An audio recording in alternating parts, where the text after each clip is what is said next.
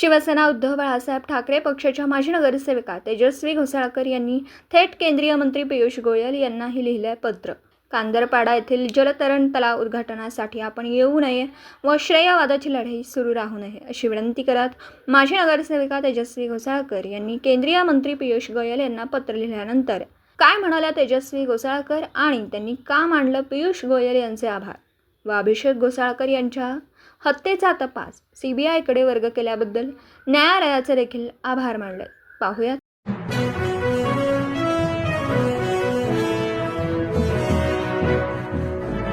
काय सांगतात कांदरपाडा जलतरणचा जो प्रकार आहे नेमका काय आहे, काय घडलेलं आहे आणि तुम्ही अधिकृत आता एक पत्र सुद्धा या ठिकाणचे जे खासदार आहेत गोयलजी त्यांना लिहिलेले आहेत, पूर्ण प्रकार सविस्तर काय सांगतात? जेव्हा या स्विमिंग पूलचं भूमिपूजन होतं तेव्हा सगळे पक्षाचे लोक त्या भूमिपूजनाला आलेले. हे भूमिपूजन आमचे आदित्य साहेब यांनी केलं होतं. तेव्हा गोपाळ शेट्टी साहेब, मनीषाताई मॅडम ह्या सगळ्या जणी होत्या.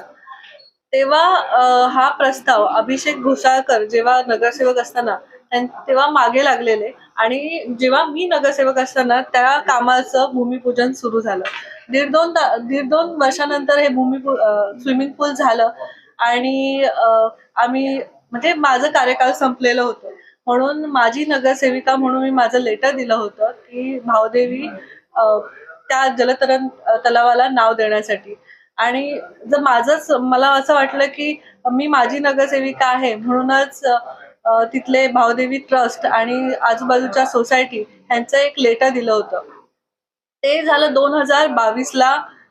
2023ला सँक्शन झालं नाव आणि त्या मॅडमकडे गेलं. जर ह्यांना श्रेयस घ्यायचं होतं तर 2023ला घ्यायला पाहिजे होतं.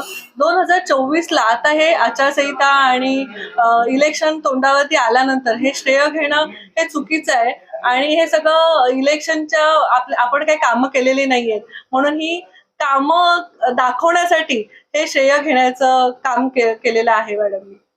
असाच एक प्रकार पश्चिम म्हणजे मराठच्या दर्शनामध्ये पण सुरू आहे. हे जो मराठचा जो ब्रिज आहे तो शिक्षित शाळा आमदारांचं श्रेय खासदार सुद्धा लाटण्याचा प्रयत्न करतात अशीच चर्चा होती. काय त्या लोकांनी कामं केलेली नाहीयेत ना म्हणून हे सगळं श्रेय घेण्याचं काम चालू आहे.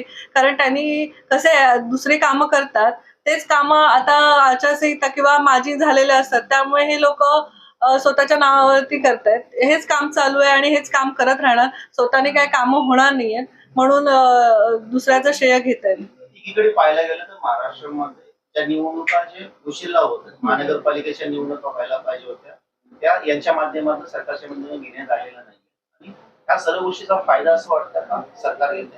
हो, ह्या गोष्टीचा फायदाच घेते आणि म्हणूनच मला असं वाटतंय की आता काय आहे ह्या सरकारबद्दल पण बोलणं मला काही वाटत नाही. कारण जेव्हा अभिषेकचं प्रकरण झालं तेव्हा पण हे सरकार गप्प होतं आणि हे आता प्रकरण झालं. मी पियुषजींचं खरंच आभार मानते की ते आले नाहीत या प्रोग्रामला कारण त्यांना ग्राउंड लेवलचं पॉलिटिक्स माहीतही नाहीये आणि त्यांना ते नवीन आहेत. त्यामुळे एक लेटर लिहिलं होतं मी की तुम्ही ह्या प्रकाराचं आढावा घ्या आणि तरच या आणि ते आले नाहीत. माझ्या शब्दाला मान ठेवलं. मी खरंच त्यांची ऋणी आहे.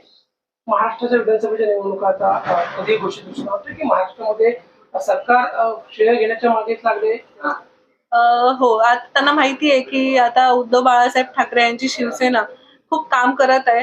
ठीक आहे, आमचं सरकार नसलं तरी आम्ही आमच्या पद्धतीने काम करत आहोत. आमच्याकडे फंड नसला तरी आम्ही काम करत आहोत आणि आम्हाला वाटतंय की आता जनता पण कंटाळली आहे की काम न करता फक्त आणि फक्त राजकारण करत आहेत.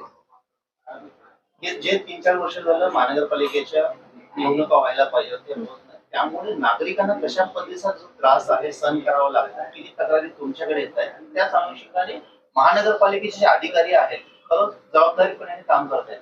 महानगरपालिकेचे अधिकारी काम करत आहेत पण जे सत्ताधारी आहेत ते त्यांच्यावरती दबाव टाकतायत. कोणतंही आम्ही काम सांगितलं ते काम करायला मागत नाही का तर त्यांच्यावरती दबाव आहे. आता माझ्या इथेच गार्डन आहेत. गार्डन मध्ये एवढे प्रॉब्लेम्स आहेत तरी ते काय काम करत नाही का तर आमदार आहेत त्यांचा दबाव आहे किंवा जो सरकारी आहे ते त्यांचा दबाव आहे त्यामुळे ते काम करत नाही. घोसाळकरांची संधी लोकसभेला उकली होती त्याला विधानसभेमध्ये उकलेली संधी पुन्हा मिळेल का आणि मिळालेल्या संधीचं कसं?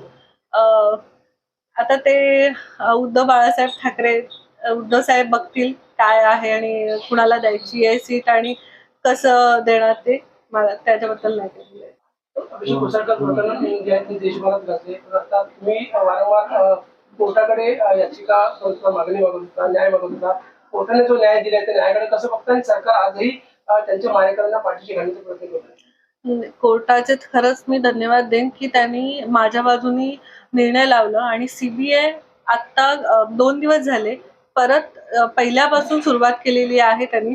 तर मला विश्वास आहे की ते तरी आम्हाला न्याय देतील आणि सरकारला थोडंसं तरी समजलं असेल की यामध्ये काहीतरी गडबड आहे. कारण न्यायालयाला समजू शकतं तर सरकारला आणि पोलिसांना समजायला पाहिजे. आणि मला विश्वास आहे की सीबीआय तरी काहीतरी ह्या प्रकरणाचा उलगडा करेल.